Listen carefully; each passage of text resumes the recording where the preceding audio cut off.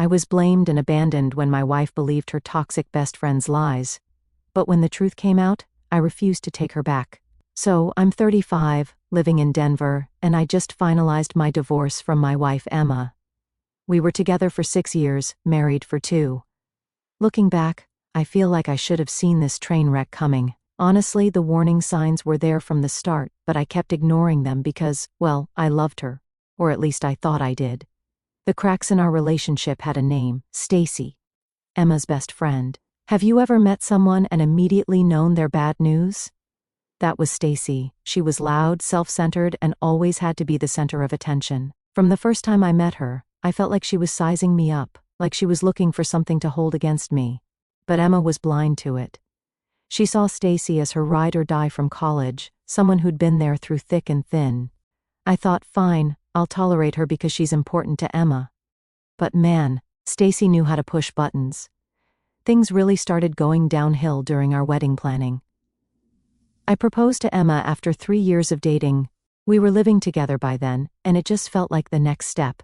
She was ecstatic, and honestly, so was I at first. Then Stacy started sticking her nose in. It started small. She didn't like our color scheme and said it was too basic. I let that slide because who cares what colors we picked. Then she made a fuss about the catering, saying we needed vegan options, because half the guests would probably prefer that. There were maybe 2 vegans total. She even ended up demanding that she walk down the aisle in a special moment ahead of the bridesmaids. Yeah, you read that right. Stacy wanted her own walk down the aisle. Her reasoning? I've been there through every one of Emma's breakups, every hard moment in her life. This day is about celebrating the people who stood by her, not just the marriage. I thought it was a joke at first, like, who seriously asks for that? But Emma just kind of nodded along. I could see her caving in real time. I tried to step in. I told Emma, look, this is our wedding, not a stage for Stacy to perform on. Your sister is already your maid of honor, and that's enough. Emma got defensive, saying I was making a big deal out of nothing. Stacy, meanwhile, acted like I'd personally insulted her entire existence. Wow, she said, I didn't realize your fiancé was so controlling. That stung, but instead of standing up for me, Emma folded. It's just one little thing, she told me later. If it makes her happy, what's the harm? So Stacy got her grand entrance. She strutted down the aisle like it was her wedding. I could feel my parents' side-eye from the front row, but I just gritted my teeth and smiled for the photos. I figured, once we're married, this kind of nonsense will stop. Stacy won't have as much say in our lives. Big mistake. Huge. After the wedding, Stacy didn't just fade into the background like I'd hoped. If anything, she became even more involved in our lives. Emma and I would be talking about weekend plans, and Stacy's name would pop up like clockwork. Oh, I already told Stacy she could join us, Emma would say. Or Stacy thinks we should check out this restaurant instead. It was like we couldn't make a single decision without her input. I tried to bring it up to Emma gently at first. I told her, I like that you have a close friend, but I feel like Stacy's a little too involved in our lives. Can we set some boundaries? Emma got defensive again. She's my best friend, she said. I can't just shut her out. You don't understand how much she's done for me. Maybe I didn't understand. I wasn't there for the college years or the breakups or whatever. But what I did understand was that Stacy didn't respect me or our marriage, and Emma was too wrapped up in their friendship to see it. I wanted to believe that Stacy wasn't intentionally trying to undermine me. Maybe she was just one of those people who didn't know how to take a step back. But deep down, I think I knew better. Stacy didn't like me. Plain and simple. The more she inserted herself into our lives, the more obvious it became. I don't know why I didn't put my foot down earlier. Maybe I thought it wasn't worth the fight, or maybe I didn't want to risk pushing Emma away. But that was my mistake. By staying quiet, I let Stacy feel like she had the right to interfere in our marriage. By the time I realized how deep her claws were, it was too late. About a year into our marriage, Emma and I had finally settled into a routine: work, date nights, binging TV shows on weekends.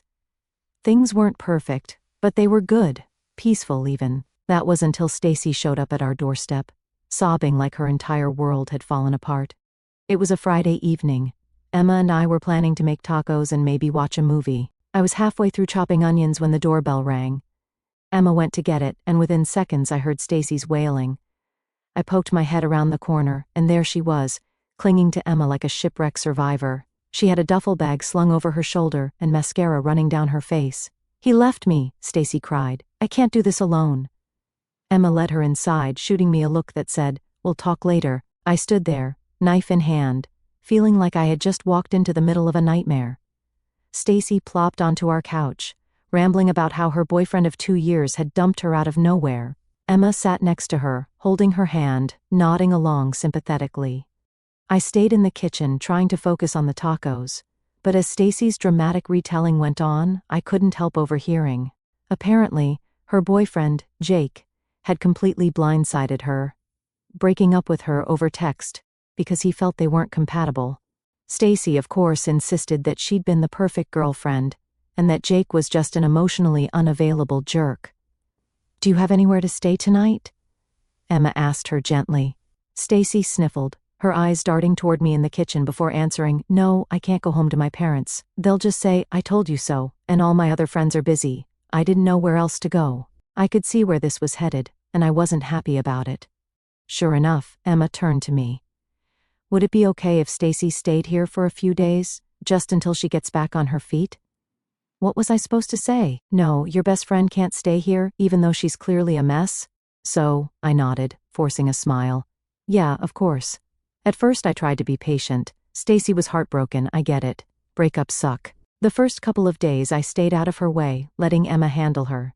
But by the end of the week, it became clear that a few days was turning into who knows how long. Stacy wasn't just staying with us, she was taking over. The guest room, which Emma and I had carefully kept neat and organized, became a disaster zone. Clothes were everywhere, on the floor, on the bed, draped over the chair. Empty coffee cups and takeout containers piled up on the nightstand. It was like a teenager's room after a bad breakup. Except Stacy was 34. She practically lived in the living room, binge-watching reality shows at full volume and hogging the couch. Twice, I came home from work to find her sprawled out in her pajamas, eating snacks out of a family-sized chip bag while watching some dating show. She didn't even glance up when I walked in, just muttered, "Hey," between bites. The kitchen wasn't safe either. Stacy wasn't much of a cook, but that didn't stop her from using our pots and pans like she was auditioning for a cooking show. The problem was, she never cleaned up after herself. I'd wake up in the morning to find the sink overflowing with dirty dishes and random half-eaten meals left on the counter. I tried talking to Emma about it one night. "I know Stacy's going through a lot," I said, "but she's treating this place like a hotel. It's not fair to us." Emma looked torn. "I know it's frustrating, but she doesn't have anywhere else to go. She just needs a little more time." "A little more time?" I repeated. "It's been 2 weeks. How much longer are we supposed to put up with this?" Emma hesitated. "I'll talk to her." But when she did, it didn't help. Stacy flipped the script, acting like she was the victim. "I'm sorry if my presence is such a burden," she said dramatically, tears welling up in her eyes. "I'll leave if that's what you want." Emma, of course, rushed to reassure her. No, it's not like that. We just want to make sure you're okay." It was infuriating. Stacy knew exactly how to manipulate Emma, and Emma fell for it every time. The final straw came about a month in. One Saturday morning, I went into the backyard to grab some tools for a DIY project I'd been working on. To my surprise, I found my power drill, saw, and several other tools scattered across the patio. Stacy was sitting on the grass with a pile of random wooden scraps, painting them bright neon colors. "What's this?" I asked, gesturing to the mess. She looked up, unbothered. "Oh, it's for my therapy." My counselor suggested doing something creative to process my emotions. I blinked at her. "You went through my tools without asking?" She shrugged. "I didn't think you'd mind. I was done." I walked back inside and found Emma in the kitchen. "She has to go," I said firmly. "I'm not asking anymore." Emma looked at me, surprised by my tone. "What happened?" "She's treating this house like her personal playground." "I'm done with it, Emma. I've been patient, but this isn't working. She needs to leave." Emma sighed, rubbing her temples. "Okay. I'll talk to her again." This time, I didn't leave it up to Emma. I sat down with both of them and laid it out. "Stacy, we've done our best to support you through this, but it's been a month. This isn't sustainable for us. You need to start looking for another place to stay." Stacy didn't take it well. She accused me of being heartless, of not understanding what she was going through. "You're kicking me out when I'm at my lowest?" she said, glaring at me. "Wow, what a great friend you are. I didn't let her guilt trip me. I'm not kicking you out today, but you need to find somewhere else. We've given you plenty of time." Emma looked torn, but for once, she didn't side with Stacy. Within a week, Stacy was gone. She left in a huff, muttering something about how I'd always been controlling and how Emma deserved better. As she drove off, I felt a weight lift off my shoulders. For the first time in weeks, our house felt like ours again. But even then, I knew this wasn't the last we'd hear from Stacy. The real Stacy damage started on a random Saturday afternoon. Emma had gone out for her usual brunch with Stacy. I wasn't exactly thrilled about it, but I'd stopped commenting on their meetups months ago. What was the point? Stacy was going to be a part of Emma's life no matter what I said. I stayed home, figuring I'd use the quiet to catch up on errands. Nothing exciting, just groceries, laundry, and a bit of yard work. By the time Emma got back, I was in the kitchen unloading the groceries. I greeted her like I always did, but something felt off.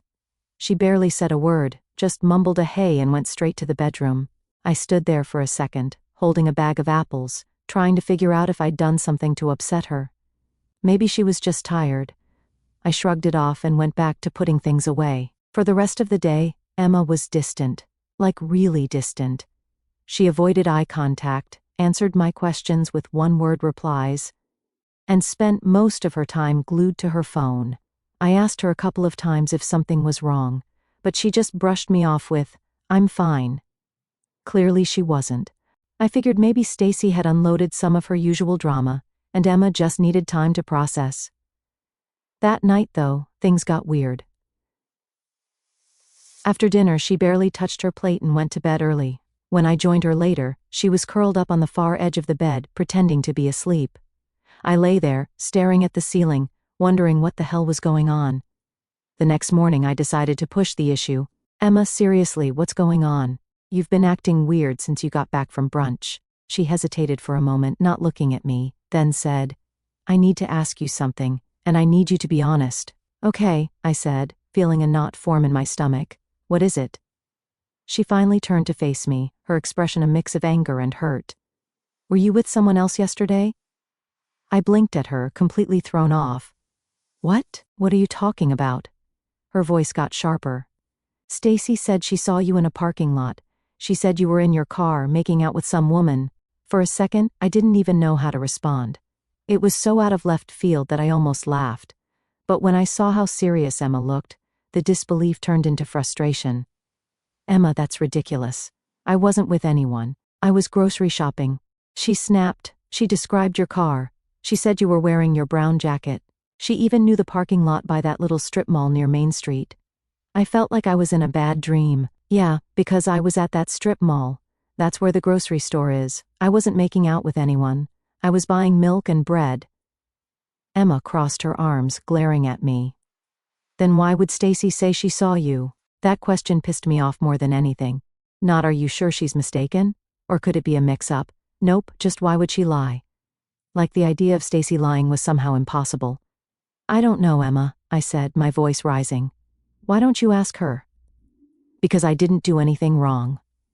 But she wasn't listening. "I don't know what to believe," she muttered, shaking her head.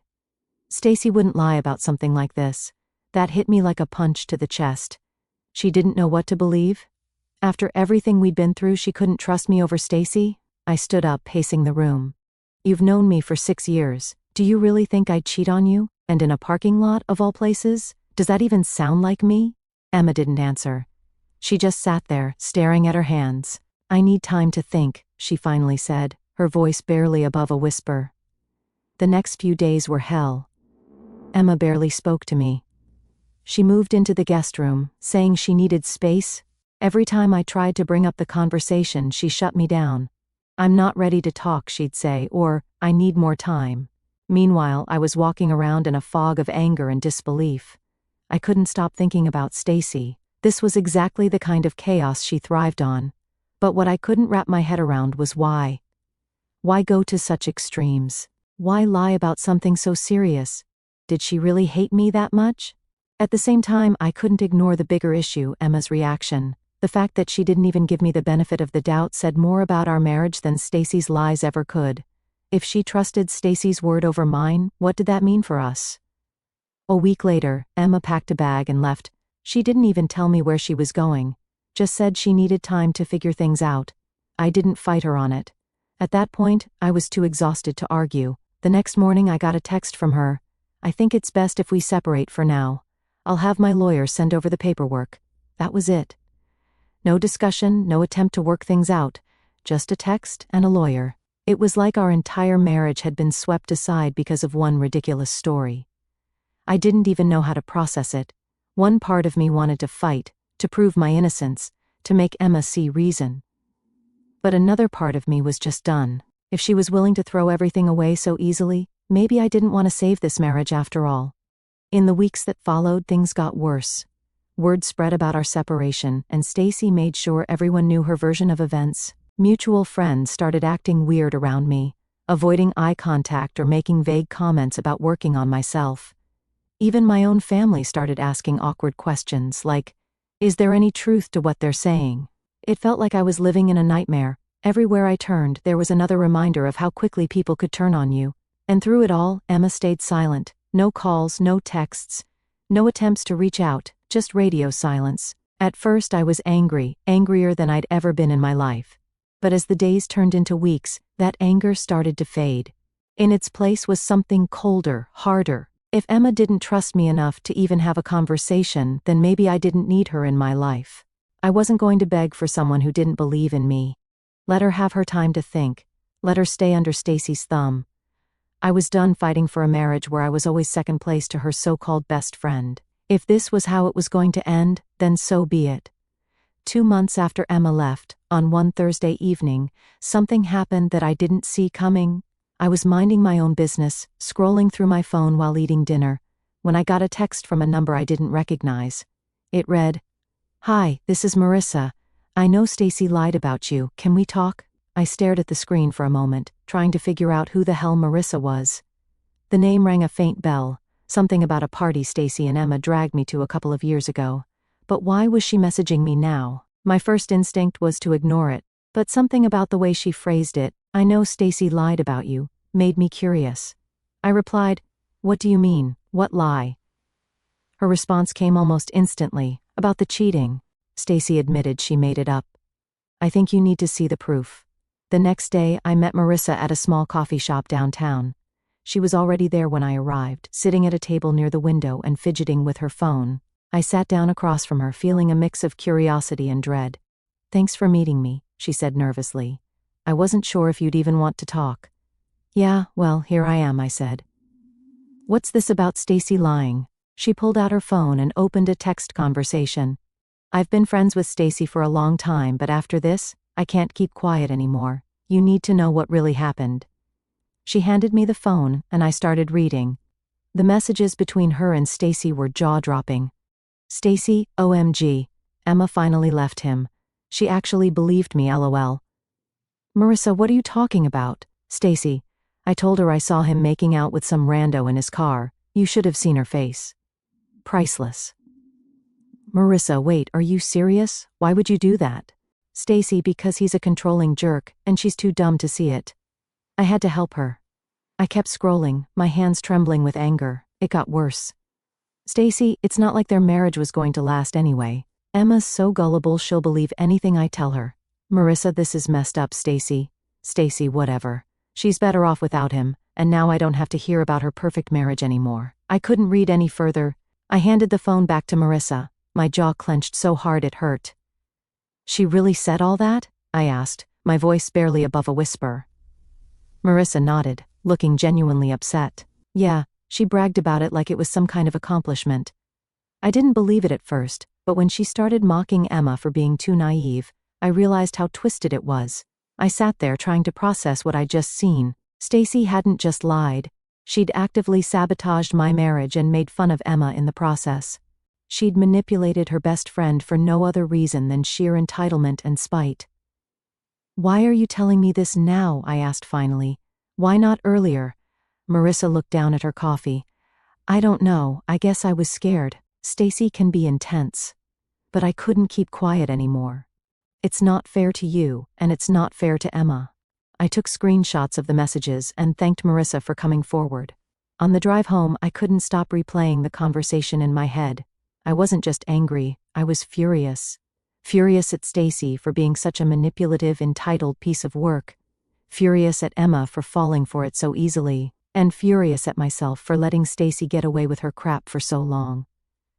But more than that, I felt validated.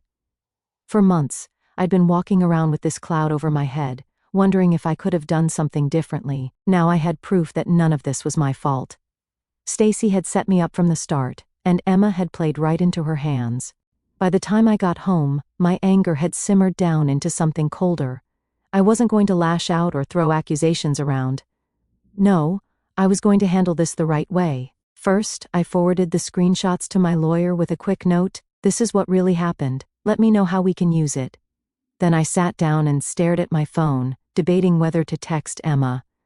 Part of me didn't want to. What was the point? She'd already shown where her loyalty lay. But another part of me felt like she deserved to know the truth, even if it wouldn't change anything. After a few minutes, I typed out a message, "We need to talk. It's important." Her reply came quicker than I expected. "What do you want?" I kept it short. "I have proof that Stacy lied. Can we meet? You need to see this." There was a long pause before she replied, "Fine. Tomorrow afternoon." "Where?" I suggested a park near her new apartment. She agreed, and that was that. I didn't want to win her back. I wasn't interested in that anymore. But I needed her to know the truth, if only to clear my name. Plus, part of me wanted to just shove the screenshots in Emma's face and let her deal with it. But I knew I needed to keep my cool. The last thing I wanted was for her to think I was being dramatic or emotional about this.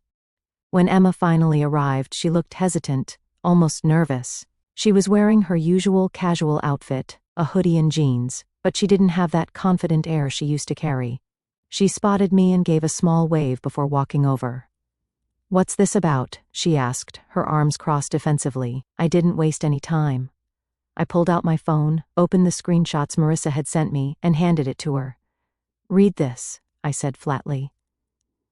Emma looked at me, confused, but took the phone and started scrolling. At first her expression was neutral, but as she read, her face changed. Her eyes widened, her mouth fell open. And by the time she reached the last message, she looked pale. She handed the phone back to me with shaking hands. "She lied," she whispered, almost to herself. "Yeah," I said, trying to keep my voice steady. "She lied about everything. She made up the story about me cheating just to break us up, and apparently, she thought it was hilarious." Emma sat down on the bench next to me, staring at the ground. I didn't know," she said softly. "I didn't think she'd ever—" "You didn't think she'd ever lie to you," I interrupted, my voice sharper than I intended. "That's the problem, Emma. You didn't even stop to question it. You just believed her and threw me under the bus." She flinched at my words but didn't say anything. "Do you know how humiliating it's been?" I continued. "My friends, my family, hell, even my coworkers started looking at me like I was some kind of dirtbag. All because you couldn't take 2 seconds to ask me what really happened." Tears started welling up in her eyes. "I thought I was doing the right thing," she said. "Stacy's been my best friend for years. I trusted her." "Yeah, well, that trust just cost you your marriage," I said bluntly. Emma looked up at me, tears streaming down her face. "I'm so sorry," she said, her voice cracking. "I didn't know. I swear I didn't know." "That's the problem, Emma," I said, my tone softening but still firm. "You didn't know because you didn't even give me a chance. You trusted her more than you trusted me, and that says a lot about how you saw this relationship." We sat there in silence for a few minutes, the weight of everything hanging in the air. Finally, Emma spoke again. "I'll cut her off," she said quietly. "I'll never talk to her again. We can fix this. We can go to counseling, figure things out. I'll do whatever it takes." I sighed, running a hand through my hair. Part of me wanted to believe her, but the truth was, the damage had already been done. She'd chosen Stacy over me without a second thought. "I don't think we can fix this," I said finally. "It's not just about what Stacy did. It's about how easily you believed her, how little trust you had in me. That's not something we can just work through." Emma started crying harder. "I was stupid," she said between sobs. I should have talked to you. I should have trusted you. Please, just give me one more chance. I shook my head.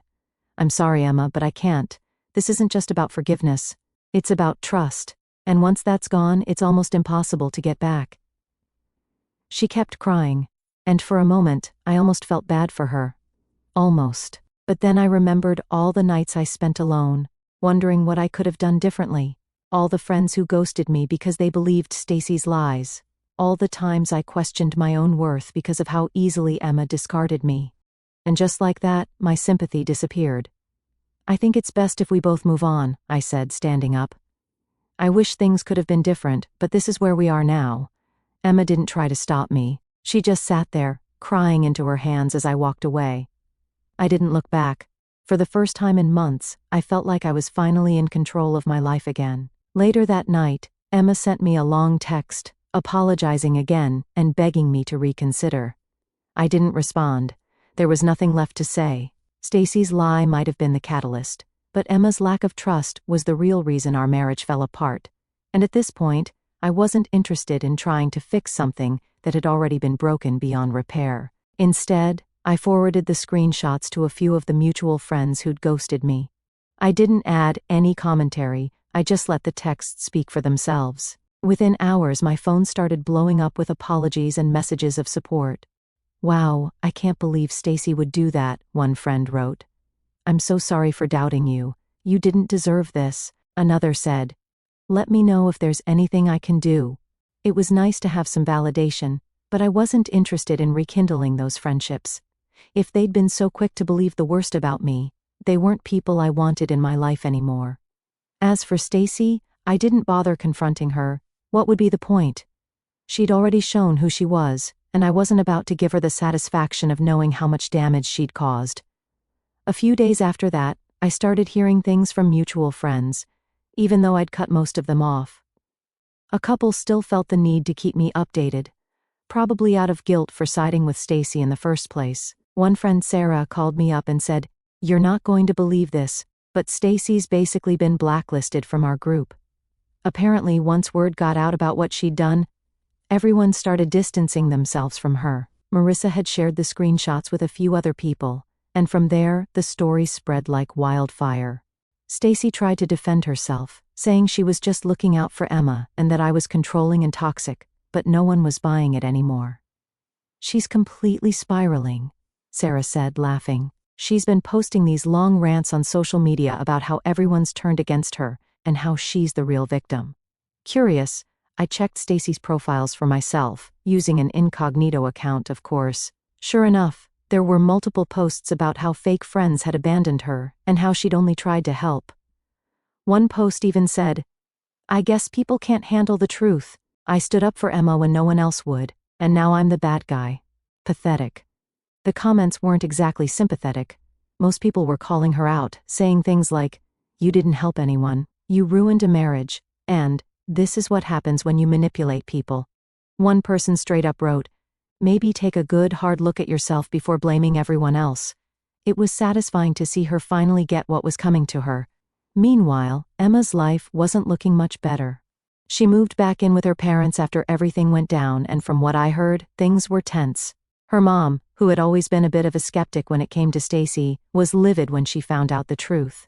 A mutual friend told me about a particularly heated argument Emma had with her mom. Apparently, her mom said, "You threw away a good man for a liar. How could you be so stupid?" Harsh, but honestly, she wasn't wrong. Emma was struggling to rebuild her life, but it wasn't going well. Her attempts to reconnect with some of our old friends were met with mixed reactions. While a few people were willing to forgive her, most weren't. They'd seen how easily she'd turned on me, and they didn't want to risk being in the same position. "She looks miserable," Sarah told me during one of our rare conversations, "like she's trying to put on a brave face, but it's obvious she regrets everything." A few weeks later, Stacy lost her job. Marissa, who still worked with her, sent me a quick message. "Just thought you'd want to know, Stacy got fired today." Turns out, Stacy's reputation had started catching up with her at work. People found out about what she'd done, and her coworkers started avoiding her. She'd always been the type to stir up drama in the office, but after this, no one wanted to deal with her anymore. Eventually, her boss caught wind of the tension and let her go. citing interpersonal issues as the reason. I'd like to say I felt bad for her, but I didn't. She'd spent years manipulating people and causing chaos, and now she was finally facing the consequences. As for me, life kept getting better. One day, months after everything had gone down, I ran into Marissa at a coffee shop. We ended up chatting for a bit, and she filled me in on the latest gossip. Emma reached out to Stacy a few weeks ago, she said, rolling her eyes. Can you believe that? What happened? I asked, genuinely curious. Well, Emma tried to apologize, saying she wanted to move past everything, Marissa explained. But Stacy just laughed in her face. She told Emma she was pathetic for even trying, and that she was better off without her. I shook my head, a mix of amusement and disbelief. Figures. Stacy doesn't know how to take responsibility for anything. Marissa smirked. Yeah, well, they're both getting what they deserve. Looking back, I can't say I'm glad everything happened the way it did, but I am grateful for where I ended up. Stacy and Emma's toxic dynamic was a ticking time bomb, and I just happened to be the collateral damage. But in the end, they destroyed each other, and I got to walk away with a clean slate. It's funny how life works sometimes. Karma doesn't always come immediately, but when it does, it hits hard. Emma and Stacy learned that the hard way, and honestly, I'm okay with that. They made their choices, and now they're living with the consequences. As for me, I'm moving forward. I've built a life that makes me happy, surrounded by people who truly care about me.